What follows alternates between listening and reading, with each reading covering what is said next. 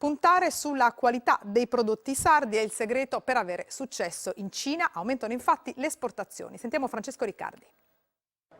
Prodotti in legno e sughero, la paglia intrecciata, oggetti in metallo e poi alimenti, bevande, produzioni di metallurgia e allestimenti di mezzi di trasporto. Crescono le esportazioni dalla Sardegna verso la Cina. Le vendite degli ultimi 12 mesi valgono 27 milioni di euro, di questi 7 incassati da piccole e micro imprese.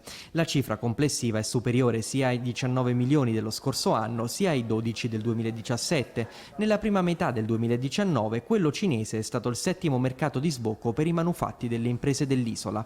Dai dati rilevati da Confartigianato su fonte Istat è esclusa la raffinazione di petrolio. Il totale delle vendite vede al primo posto la provincia di Cagliari con oltre 16 milioni di euro di prodotti, seguono quella di Sassari con più di 5 milioni dovuti soprattutto alle piccole aziende e il Sud Sardegna con poco più di 3 milioni e mezzo.